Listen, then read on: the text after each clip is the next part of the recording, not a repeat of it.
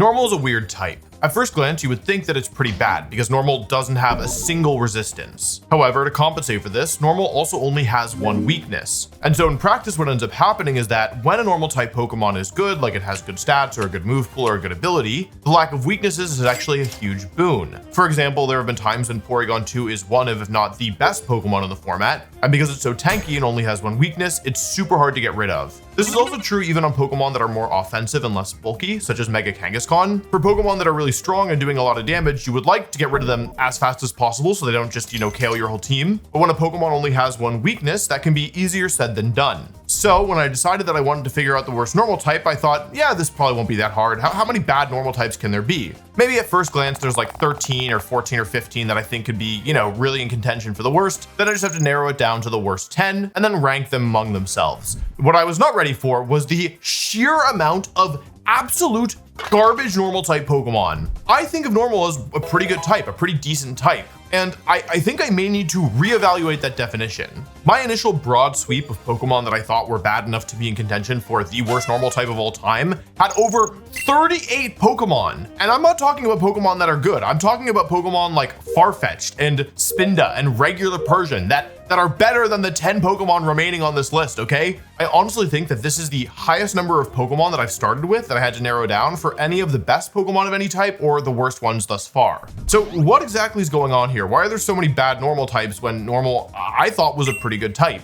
I think there's two main obvious reasons. The first is that while it is true that when a normal type Pokemon is good, it really benefits from the typing because not having any weaknesses is good. I think the reverse is also true, that when a Pokemon would already be bad, not getting any benefit from your typing, aka not getting any resistances, means that you're missing out on something that could otherwise redeem a really bad Pokemon. You can basically think of normal as the closest thing that we have to a true typeless type. And I think what that causes in practice is that it raises the peaks of the type, but lowers the valleys. Anyway, the second reason why I think there are so many bad normal type Pokemon is because every single Pokemon game introduces a new rat and maybe even a new normal type bird. Many of the early route Pokemon designed to be bad are normal types. And every time they add a new generation, they make more of these birds and rats. And so what that amounts to is a plethora of terrible Pokemon to choose from, a buffet, an all-you-can-eat buffet of garbage normal type Pokemon. Last thing I'll say before we jump into the list is again, I'm only ranking these Pokemon competitively, okay? I'm not talking about how much I like their designs or how good I think they are as Pokemon generally. I'm only talking about how good these Pokemon are in the official competitive format, which is VGC Double Battles. Let's start with the 10th worst normal type Pokemon on our list, Delcatty. I like Delcatty a lot. There's a lot of cat-type Pokemon, but I think Delcatty is one of the best ones in terms of design, but it's not one of the best in terms of competitive play. So basically every single Pokemon on this list has zero usage. For most of the other worst types that I've done thus far, a lot of the 10th worst or 9th worst Pokemon had some results, had some usage. For normal, there were so many Pokemon to choose from that there are Pokemon that have literally no recorded usage at all that I could not even put on this list, okay? So we're talking about, again, real bottom of the barrel here. Now, what that equates to for me is that it was actually somewhat difficult to rank these Pokemon among themselves because none of them have any results. So the way that I rank these Pokemon is by how hard it would be to get them to do something if you wanted to use them in competitive play. And the reason why Delcatty ranks the best out of all these worst normal types is because of its ability Normalize. Longtime viewers of this channel know that I have actually used Delcatty to finish second in a grassroots online tournament. A tournament with many strong players, including multiple US national champions. I think I did beat at least 2 national champions with Delcatty, and I barely lost to a third. Anyway, Delcatty is not good at all, and its ability Normalize is the main reason to use it, and it's also like, it's a really bad ability. Normalize causes all moves that Delcatty uses to become normal type. This is not good. This is not good even a little bit. Having your moves be different types is good, and you want your Pokemon to have moves with different types. And normal doesn't hit anything for super effective. So if you have normalized, you're never doing any super effective damage. It's not even possible. There are some niche applications, like you can use the move Thunder Wave to paralyze ground types because it turns into a normal type move, but for the most part, Normalize really is an awful ability. However, Normalize being so bad is actually the only reason that anyone would ever use Delcatty, because this is a signature ability. No other Pokemon gets it. And when I used it in that online tournament, the reason was I actually wanted to take Normalize and give it to my opponents. Using moves like Roleplay and Skill Swap, I could take Normalize away from Delcatty and onto one of my other Pokemon, which in this case was Gengar. I could then use Skill Swap, which switches the ability of the user and the target to give normalize to my opponent, and at the same time I could trap them on the field with Shadow Tag Gothitelle. The goal was to do this twice, and give both my opponent's Pokemon the ability to normalize while preventing them from switching. The final step of the puzzle was to copy Gothitelle's ability onto Gengar, using Role Player Skill Swap for the last time, giving Gengar Shadow Tag. This was before there was Mega Gengar, okay? And if you pulled this all off and you had both your opponent's Pokemon using only normal moves and unable to switch, you would switch Gothitelle out into Haunter, and you would have 2 ghost types against 2 Pokemon that could only use normal moves, making you fully immune. This strategy was stupid. It was really stupid, but it was very funny, and it is something that only Delcatty can do. And so even though Delcatty is a bad Pokemon 99% of the time, the fact that there is a 1% means that it is safe from being any lower on the list. Despite being bad competitively, Delcatty is a pretty cool cat. Hey, don't you want to be a cool cat? Well, you can with this week's sponsor, Whatnot. Whatnot is the #1 live stream shopping app where you can buy, sell, or auction pretty much anything. They have a ton of different categories, from sneakers to collectible figures to trading card games like Pokemon. I've personally recently been collecting a master set of my childhood favorite Pokemon TCG set, which is called Oinkologne Phantoms. And Whatnot has been a huge help in finding some of those harder to get cards, especially since this set turns 20 years old this year. Jarvis, give me back my youth. What's going on, guys? Welcome back. Whatnot helped me get some of the reverse holos I've been looking for, like this Viper and this Zangoose, so I'm personally pretty happy with them. I also got this card live on Whatnot, which I'm going to give to my friend Dr. Aaron Trailer because he likes Impy Dimp. You can use my link to get $15 off your first purchase anywhere on the app. Scan the QR code on screen or click the link in the description. Plus, if you follow me on Whatnot, you will automatically be entered for the chance to win $1,000 in Whatnot credit. And that could get you some amazing old school cards like these. Thanks again to Whatnot for sponsoring this video. The #9 worst normal type is Kecleon. Kecleon is a really memorable Pokemon. Not only will it totally mess you up in Pokemon Mystery Dungeon if you try to steal from it, I don't recommend that, but I think the way it's introduced in the Generation 3 games just makes it really memorable for a lot of people. It's not very memorable competitively. Kecleon has 2 abilities, the first of which is unique. It's called Color Change, and it changes Kecleon's type whenever it gets hit by a move into the type of the attacking move. So if Kecleon takes Flamethrower, then it turns into a Fire type, and if it takes Close Combat, it turns into a Ghost type, because it's dead.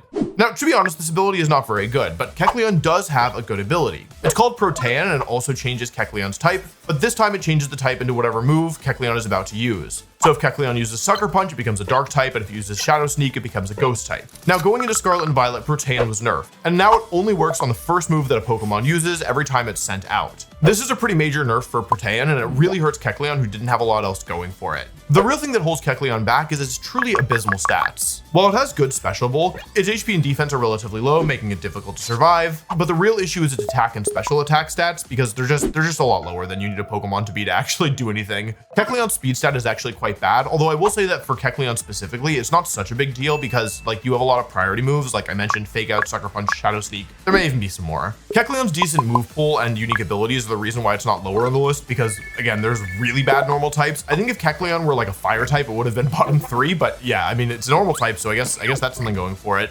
I will tell you one funny story. Back in 2013, I was determined to use Pokemon that were just absolutely garbage, and I wasn't using them, like I wasn't doing it ironically, like I was serious about it, right? And I had this strategy with Kecleon, okay? And it also used Skill Swap. I like to move Skill Swap a lot. So this is before Protean Kecleon was a thing. So you would color change Kecleon, and you would use Skill Swap to give color change to your opponent, and then you'd be like, okay, like why did you give me color change? And you would have Kecleon on the field, you have Breloom. So you could like Fake Out Spore, and then you could Skill Swap and Protect, okay? And then you would go for Feint to break if your opponent went for Protect, and activate Color Change, turning them into a normal type, and Breloom would use Technician Mach Punch, which would now do super effective damage because you just turned your opponent's type to normal, and it wouldn't kill. Actually, the worst is like I was using this in practice, and I like gave it to a Latios. I was like, I'm so smart. So I skill swapped the Latios, and I was like, yeah, like now Feint Mach Punch, Latios is pretty frail, I'll get the KO. And they switched into Cresselia, and Feint Mach Punch did 0 damage, and then I lost both my Pokemon, and I lost the game. Anyway, that's Kecleon, let's move on. Move on into a subscriber plug, baby. You should subscribe, it's good for you. It'll help you go big and strong, just like Kecleon. Number 8 in our list is Gumshoos. You know how I said I like Delcatty's design? I do not. I don't have good feelings about Gumshoos design. I actually have a lot of gripes with Gumshoos. I don't like the design. I think the name is stupid. It evolves from Young Goose, which is a funny name to say, but Young Goose isn't even a goose. So what's going on, Game Freak? Hello? They should let me name the Pokemon. I'd be pretty good at that. Anyway, Gumshoos. Oh god, okay. I mean, I don't like talking about this Pokemon because it's just so repulsive, but I'll talk about it anyway. Just like the other Pokemon on our list, Gumshoos is a pure normal type, and because normal types that are bad, normal isn't helping them out, you would like a dual type Pokemon ideally. And because normal's not a very good type when your Pokemon's already bad, not having a secondary type often isn't making things any better. Okay, I don't think anybody watching this thinks Gumshoos is good, so I'm gonna tell you why it's not lower down on the list instead. Gumshoos actually has 3 abilities that are pretty strong in a vacuum. Strong Jaw increases certain moves' power by 50%, which is a pretty huge increase, although it doesn't get that many moves that really benefit from this. I phrased that like a question, but it's a statement. It doesn't get that many moves that benefit from this, okay? Then there's Stakeout. Stakeout is an ability that would be really strong, except that the joke about Stakeout is they only give it to Pokemon that are actually just so bad. Stakeout causes a move to do double damage if the target Pokemon switched in on this turn. The issue with Stakeout is they only give it to Pokemon that are not strong enough to pressure your opponent to switch. That being said, Gumshoos does have a good ability generally, which is Adaptability, which causes all of its normal type moves to get a pretty major power buff. Now, what I thought was that Gumshoos had a niche using the move Retaliate, which does double damage if one of your Pokemon was knocked out last turn. With Adaptability, Choice Band, and Retaliate's double damage, you could use Gumshoos as kind of this revenge Pokemon. Bring it in, do a ton of damage that your opponent isn't expecting because Retaliate's not very popular. Maybe that's something, right? But as far as I'm seeing, Gumshoos does not get Retaliate, so I completely made that up. I totally thought that it got it. Regardless, Adaptability is still a good ability. Normal has some decently high-powered moves, especially back in like Sun and Moon when Return was still in the game. It apparently doesn't get Double Edge either, but okay. I mean, God, this Pokemon is so bad. Even without a good move pool, what I will say is that it has the offensive capability to actually do something, which is not true of every Pokemon on our list. The main thing holding Gumshoos back in addition to its move pool are its really bad stats and lack of secondary typing. Gumshoos' stats are just really awkward. It's a Pokemon that just doesn't do anything especially well, and this is actually worse than a Pokemon that does some things very well and some things very poorly. For example, a normal type like Smeargle, who has no offenses but has really good supporting capabilities. Gumshoos is not frail, but it's also not especially bulky. It can definitely go down to a strong neutral hit. It's not weak, but it's also not strong. Its special attack is very low, but it has a usable attack stat for sure. And it also has an awkward speed stat where it's so slow that it really necessitates using it inside of Trick Room, but it's not slow or strong enough to be a great Trick Room attacker. I can't even really call it a jack of all trades, but master of none, because it's not really even a jack of all trades. It's like a 4 of all trades, and also master of none. All right, let's talk about the number 7 Pokemon on our list, Furfrou. Furfrou is a really cool Pokemon from a design angle. It's got all of these different haircuts you can give it. However, I do have a gripe, okay? Furfrou has all these really cool haircuts that you can give it, but the problem is the instant you put it back in your box, which is where a Pokemon needs to be used in competitive play, it loses the haircut. It goes back to Shaggy for me. I think it also goes back to Shaggy for me after like a week. And like, this is funny that your dog's hair will grow out again, but it also makes it just so stupid. The hair change is only cosmetic, but I think it's still frustrating, right? Because you can only ever use the Shaggy form and not any of the funny haircuts in battle. Anyway, Furfrou, my main gripe with the Pokemon is not the haircuts. Okay, sorry. My main gripe with the Pokemon is the haircuts, but the main reason it's on this list is not the haircuts. Let's talk about the things that Furfrou is going for it. First of all, its ability, Fur Coat. This is an excellent ability, one of the best in the entire game. Now, they don't tend to give this ability to Pokemon that are very good, but I mean, that's not the ability's fault. Fur Coat causes all physical attacks to do half damage. This basically means that the Pokemon has a double defense stat, although I'm sure that there's some technical differences as to why it's not the same, you know, having the damage versus doubling the defense. I'm not a damage calc nerd like that, I don't know. Someone in the comments will tell me why. So despite Furfrou's defensive stats not looking very good on paper, the fact that it does have effectively doubled defense means that it's relatively tanky, especially on the physical side. The other thing that Furfrou has going for it is its relatively high base speed of 102. Relatively high is relative. The keyword is relative, okay? It's not that fast compared to Chen Power Fluttermane, but back in the day, in Generation 6 when it was introduced, base 100 was the number you wanted to be above. Okay, so great ability and like usable stats given the ability, right? Let's talk about some of the bad things now. The biggest issue with Furfrou is that it doesn't have anything to do. Its offensive stats are pretty poor, I would say. They're not unusable, but they do really emphasize that Furfrou wants to be a Pokemon using its supporting moves rather than damaging moves. That's the issue here. Furfrou's supporting move pool is pretty thin. It's not empty, but it's not fleshed out. It gets Thunder Wave, Snarl, Helping Hand, moves that are good, but I would say are pretty generic. Like a lot of Pokemon get Helping Hand. Furfrou doesn't even technically have hands, it has paws, right? And it is true that these 3 moves are good, but they're not a reason to use a Pokemon. And its other good supporting moves are like Charm, Growl, Tail Whip. Like, you see the issue, right? It does get Retaliate, so Furfrou can get revenge, but Gumshoos cannot. Even if you did want to use it offensively, its offensive move pool is very poor. This is especially silly because normal types are known for having wider move pools than they should and learning a lot of moves of types that they don't normally get. Furfrou's best coverage moves are like Sucker Punch and Wild Charge, which are good coverage moves, yes, but also at the same time, they're not very strong compared to like, I don't know, Earthquake or Close Combat or Superpower. I guess that's 2 fighting moves, whatever, you get the point. Anyway, Furfrou's a Pokemon that I kind of expect them to give an evolution to or a Mega Evolution to at some point, and then maybe it will be good. But for now, it definitely earns its spot on this list. Alrighty, the number 6 worst normal type Pokemon of all time is Chatot. Many of you know the fun fact about Chatot, I'll tell you that in a second. For now, here's what I'll say. At a glance, Chatot has stats that are a fair bit worse than a lot of the other Pokemon we've looked at so far. The defense, God, the defense is really bad. Like both defenses are just terrible. And its speed is good, but not great. I mean, it's not so bad. However, the special attack and attack are both pretty low. Special attack is, you know, higher, but it's not good. Here's the reason why Chatot is not lower, okay? Chatot has a signature move called Chatter. This is a special attacking flying type move that is not very strong. It only has 65 base power, which is not especially high. I would say that's low. For competitive play, that's quite low. However, Chatter has an interesting secondary effect, which is that it always confuses the target. And confusion's a really volatile status move. Additionally, Chatot is our first dual type Pokemon on the list, I just realized. And so having a secondary type means that it does have a little bit more going for it than most of the Pokemon below it. Chatot also gets the move Boom Burst, which is one of the strongest normal type moves. It very rarely sees play, in part because not that many good Pokemon get it, and also in part because it hits your partner Pokemon, but it is such a strong move that it is still worth mentioning.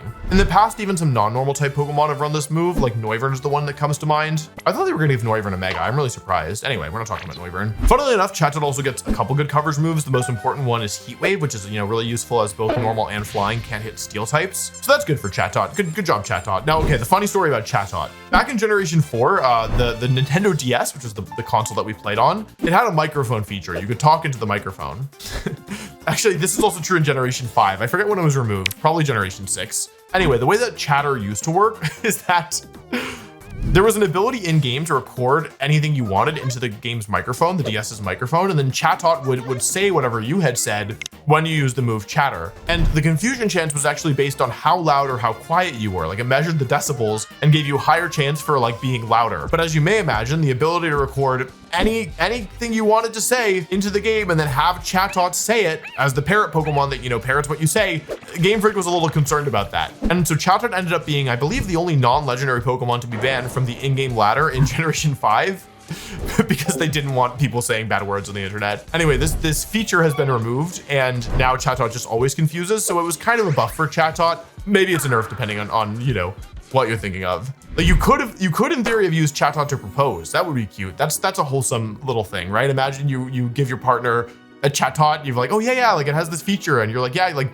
or like let me think about this. Okay, I have it. You give Chatot to your partner, you traded them, and you're like, oh yeah, like you should use Chatter. It's a really good move. And so they send it out, and then they use Chatter, and then they're like, it's like, will you marry me? And then they're like, huh? And they look down, and you're on one knee. Okay, I'm proposing soon. Don't tell my partner. But I guess I'm engagement pulled right now. Anyway, moving on. Okay, number 5 is Oinkologne. Oinkologne. I thought this thing was called Lechungus, like unironically. I thought in my head, like I guess when I first heard about it, I started calling it Lechungus, and then I forgot that wasn't its real name. Anyway, it's Oinkologne. Okay, here's what I'll say about Oinkologne. First of all, there's 2 of them. The male and female one not only have different abilities, but they also have different stat distributions. The male one is slightly more offensive and has, I think, a more interesting ability, and the female one is bulkier and has, well, I guess a less interesting ability. Here's what I'll say in defense of Lechungus, Oinkologne. On the whole, the stats are not as bad as some of the other Pokemon we've mentioned this far. Like Oinkologne actually has almost 100 more stat points total than Delcatty. And in defense of Oinkologne, both male and female forms have 2, I would say, interesting abilities. They both get Thick Fat, which gives them some resistances, which is good because normal doesn't give them any resistances as a type. And then the female one gets the ability Aroma Veil, which like prevents taunt for you and your partner, or Encore, or other specific moves like Disable. It's not normally a very useful ability, but it can be nice to have. The male one gets the ability Lingering Aroma, and I like this ability a lot. It's effectively the same as the ability Mummy, which is on the Pokemon that's one of my favorites, Cofagrigus. Basically, if a Pokemon uses a move that makes contact and it hits Oinkologne, then Lingering Aroma will transfer to that Pokemon and overwrite their ability. So if Urshifu uses Surging Strikes on Oinkologne, it will lose Unseen Fist and get Lingering Aroma. Being able to overwrite some of your opponent's abilities, I would say, is overall nice and helpful and good. However, there are some problems. Oh, wait, sorry. First of all, I'm looking at the Pokedex and it says that Oinkologne is the Hog Pokemon, which I didn't know. I think that's funny. Okay, biggest problem is the way that the stats are distributed. Both Oinkologne forms are pretty bulky, which is good. However, neither of them are especially strong. The male one has 100 attack, the female one has 90. And these stats are usable if your Pokemon is not there to do damage. And to Oinkologne's credit, after all we've looked at so far, it doesn't seem like a Pokemon that should have to do damage, right? It should be a bulky Pokemon that sticks around, has an ability that, you know, influences the field in some way, and uses good supporting moves to support its team. And that's the problem, is that it doesn't get many good supporting moves. It has a couple. It has Yawn, it has Helping Hand, it has Super Fang, and that's kind of it. And it's also worth noting that Oinkologne isn't fast enough to actually make use of Super Fang very well. Its move pool really encourages it to be a physical attacker. It gets some surprising coverage moves like High Horsepower. It's a hog, I don't know why it gets High Horsepower. It gets Play Rough. It gets Body Press and Seed Bomb and Zen Headbutt and Belch. So it doesn't have the stats to make use of its good move pool, and it doesn't have the moves to make use of its good defensive stats. And so you have a Pokemon that ultimately just doesn't do anything. That's the reason why Oinkologne is ranked lower than Pokemon like Delcatty, despite in a vacuum being like, I guess, better. Like, it's easier for Oinkologne to stick around than Delcatty. But even though what Delcatty does isn't very good, it at least does something unique. Hello, it's me from the future. Guess who just made day 2 at a regional? It's Oinkologne. My friend Trista used Oinkologne to get day 2 at Seattle Regionals. She used Super Fang and Yawn with a Citrus Berry and the ability Aroma Veil to play as a supportive Pokemon. And so because it has a result, I would have taken Oinkologne off of this list if she had done this before I made the video, but I didn't. But yeah, okay, technically Oinkologne is no longer one of the top 10 worst normal types. Thank you, Trista. Oinkologne cannot contribute to battles in a way that is like distinct from other Pokemon, even from other normal type Pokemon. And I think there's a lesson in this, right? It's better to do something that only you can do, even if the thing that only you can do isn't that impressive, than it is to do nothing, right? Or to do something generic that other people do better. Hashtag Monday Motivation. Hashtag Wolf Wisdom. Hashtag number 4 is Watchog. I always want to call this thing Watchog, but there's only one H. Is it Watchog or Watchog? I don't know. Speaking of Pokemon that don't do anything, am I recording? Oh my God, I didn't check. Oh, thank goodness. Can I just say, I'm really glad that Watchog didn't get a Mega, okay? Watchog threatens to release Mega Evolution, because this is the kind of garbage Pokemon that they probably thought about it, right? Anyway, Watchog. Ugh, Watchog. Okay, let's talk about it. Okay, this is the Generation 5 rat. I guess Oinkologne is the Generation 9 rat. The big issue is the stats. What are these? Hello? What on earth are these? I don't even know. I can't even tell you. The bulk is not good. The speed is not good, and the offenses are not good. I don't think any of them on their own are abysmal or like, you know, totally tank Watchog on its own. But again, you need to do something, and Watchog is not doing anything except sitting in the box. In Watchog's defense, it also gets Analytic, which is, nope, I was thinking of Adaptability. Oh my God, this Pokemon is garbage. Okay, Analytic. This is a move that makes your move stronger if you are literally the last Pokemon to attack on the turn. I think it actually might just have to be if you're attacking after your target in double battles. Hang on, let me look this up. Bulbapedia. Okay, according to Bulbapedia, you literally have to be the last Pokemon to move on the turn. It doesn't even matter if you move after both your opponents, if your partner still has yet to move. This Pokemon is Giga Trash. I thought it got Adaptability and it would still be awful, but oh my God. Okay, so really bad stats and an ability that most of the time is gonna do nothing. And by the way, it only does something when both your opponents have already attacked. And like, if both your opponents have already attacked, your Watchog is probably dead. Hello? And oh, and by the way, it's 2 more abilities. Illuminate, which increases the likelihood of meeting wild Pokemon. It does nothing in battle. All it does is mean that you're gonna run into 10 more Zubats per step. And Keen Eye, which means that you can't have your accuracy lowered. They hate this Pokemon. It is truly a testament to how bad some of the normal types are that this Pokemon is not top 3. That's all I'm gonna say. It gets some good moves like Fire, Ice, and Thunder Punch, Gunk Shot, Low Kick, Super Fang, Baton Pass, Knockoff, Stomping Tantrum. Like, its move pool is pretty good actually, but like you're not using Watchog. Hello, don't use Watchog. Okay, it does get Rototiller. I like Rototiller a lot. This is one of my favorite moves that I always wanted to make work and like never could. It's not very good. It gives your partner grass Pokemon an attack and special attack raise. Is it in Generation 9? It's not. They took it out probably because it's Terastallization. I like Rototiller. This is one of those like stupid moves like Aromatic Mist I always wanted to make work. Excadrill gets it. Tapu Bulu gets it, but I don't even know if it works on itself. Sorry, I'm also talking about Rototiller. Let's move on to the honorable mentions. Okay, honorable mentions. This is gonna be, I'm just gonna go through this quickly, okay? Because there's a lot of normal types that I could, again, there were 38 total, okay? I'm not talking about 28 Pokemon here. First category I'm just lumping together is normal type Pokemon that would have been on this list, but have been saved by Generation 9, Generation 8, or Generation 9. That's Stantler, Girafarig, and Dunsparce, who all got evolutions in the last 2 generations, saving them from this list. Farfetch'd. Let's talk about Farfetch'd. So Farfetch'd on paper is bad enough that you would expect it to be here. However, one player actually got top 16 in a regional in 2019 with Farfetch'd. This was a format with like Ultra Necrozma, Primal Groudon, Mega Rayquaza, Primal Kyogre, and Farfetch'd made it all the way to the top 16. That player was me. I phrased that like a joke, but it's true. I did get top 16 with Farfetch'd. it was silly. Dodrio, I thought about putting Dodrio on this list, but the thing is that Dodrio's stats are actually pretty decent, so it got saved. Plus secondary typing saved it. Zangoose I thought about, but Zangoose has like Guts plus Facade plus Toxic Orb and also Quick Feet, so saved. Kamala was probably the Pokemon I was closest to putting on this list. It's always asleep, but you can do some funny things with Last Resort and Kamala, so I left it off the list. I thought about putting Pidgeot on because it's a Mega Evolution. I thought about putting Licky Licky on, but it was the strongest explosion user for a while. I had Audino at first glance, but Audino actually has a Mega Evolution and saw a little bit of play in 2014 as like a bulky Trick Room user. Noctowl actually I used for fun on the ladder and had a really good time with it. We got top 3. My friend Dr. Aaron Trailer and I actually made it to top 3, I think, maybe top 5 on the ladder using Noctowl with a Super Bowl themed team, and we called it the Superb Owl. Both Linoons I thought about, but Obstagoon is good enough to not belong on the list, and then regular Linoon at least gets Belly Drum and Extreme Speed, so that was worth leaving off. Sawsbuck was on the worst grass type list, but is good enough to be left off here. I thought pretty hard about Toucanon. Toucanon's a pretty bad regional bird, but yeah, I left it off because I thought it had enough to do and decent enough stats. Greedon and Bofalon are both kind of weird normal types I thought would make it on, but had good enough stats to be left off. Chinchino has skill link stuff. It's not like super good, but I thought it was good enough to leave off here. Squawkabilly has Intimidate and Parting Shot, so I left it off. Grafaiai has a cool signature move, and also just recently got a buff. I forget what it was. In ZA, they gave it a new move. What did they give it in ZA?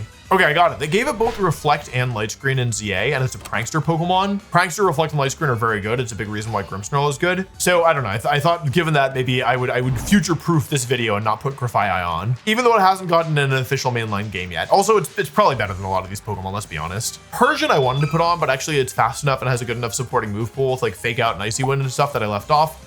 And the last Pokemon I'll mention here is Spinda. So initially when I was, talking to some friends about making this list, they were like, yeah, like Spinda for sure, right? Spinda's really bad. But Spinda has something that it can do. It's not very good, but it does have something, okay? Spinda gets the ability Contrary, which causes all stat boosts to become stat drops and stat drops to become stat boosts. And there was this strategy that I used back in Generation 6, and it wasn't very good, but it was funny. And you would have Spinda, and you'd have Mega Rayquaza. And you would have Choice Scarf Spinda use Skill Swap onto Mega Rayquaza, giving it Contrary. So then when you use the move Draco Meteor, which normally drops your special attack by 2 stages, you would instead boost it by 2 stages. And when you use Dragon Ascent to lower both your defenses by 1 stage, you would instead raise your defenses by 1 stage.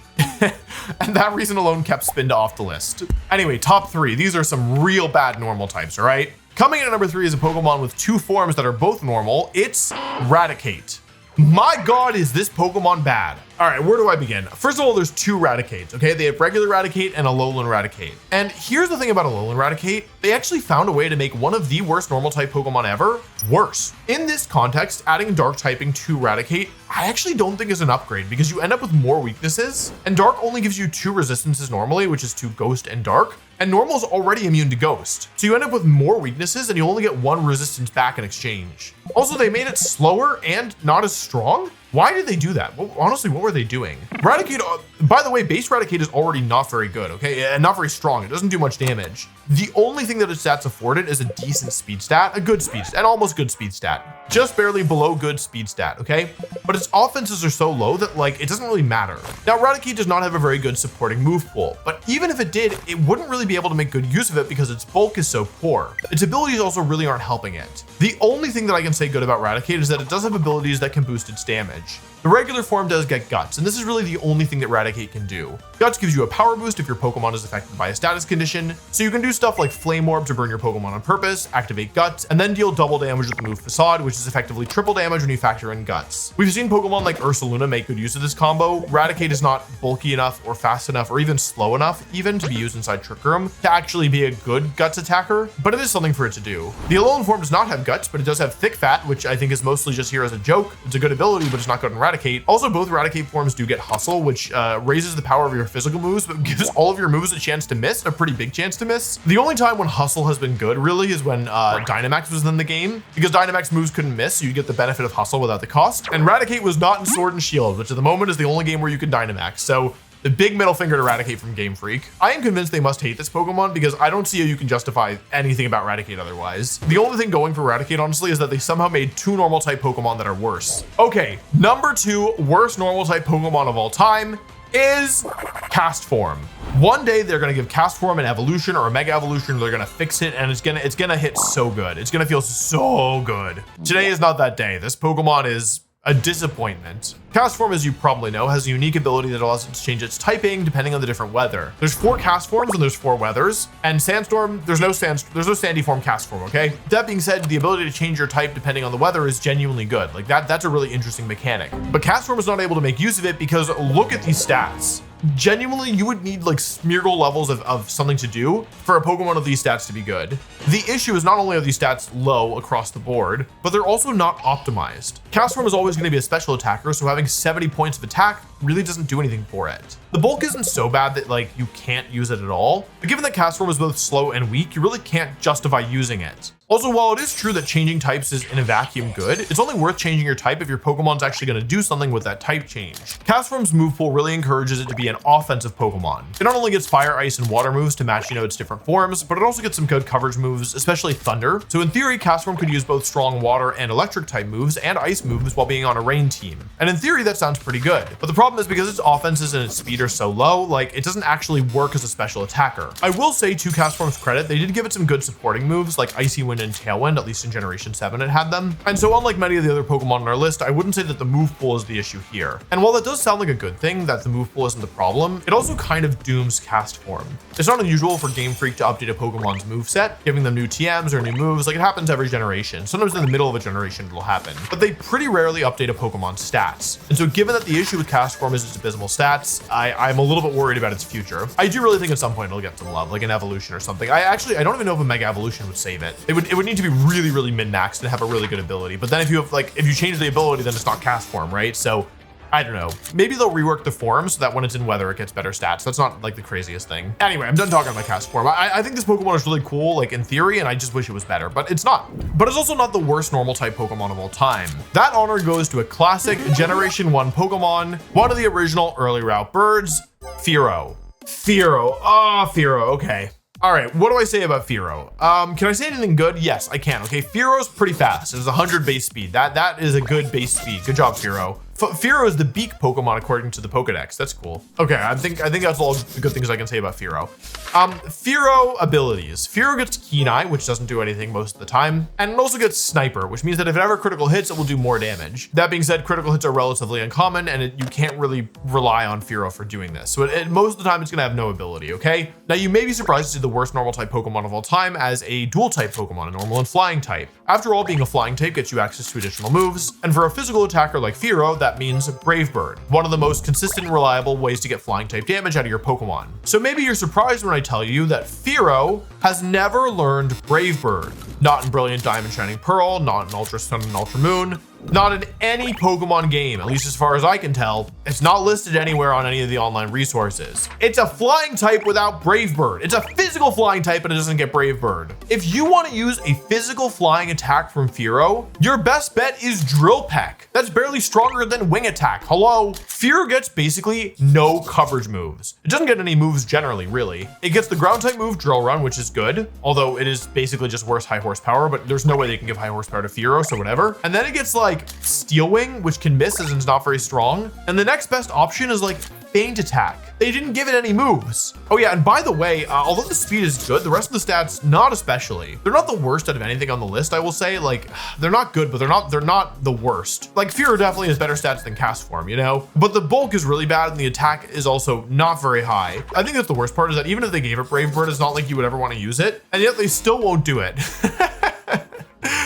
They refuse. Fearow's been out from Generation 1 and they won't give it Brave Bird. I don't even understand. Hello? So no abilities that do anything. Stats that cause it to be frail and also not very strong, and one of the worst move pools out of any Pokemon we've talked about today. Is there anything else to even say? Supporting moves. It gets Tailwind, as do most flying types, though at this point I won't take that for granted. And that's kind of it, actually. It doesn't really get any other good supporting moves. The last thing I'll say about Fearow is that, like, it is somewhat exceptional to be the worst normal type. Like, there are a lot of really bad normal types, and so being the worst of them all, it genuinely is a difficult accomplishment. Like, Fearow is worse than Farfetch'd. That shouldn't be correct, and yet here we are. Anyway, those are all the bad normal types. Well, that's actually not true. Anyway, those are some of the bad normal types. Those are the 10 worst normal types. Thanks for watching. Make sure you subscribe to see the next entry in the series. And if you want to watch the previous entry, you can check out what is the worst electric type Pokemon. There's a lot of bad electric types too. Spoiler alert.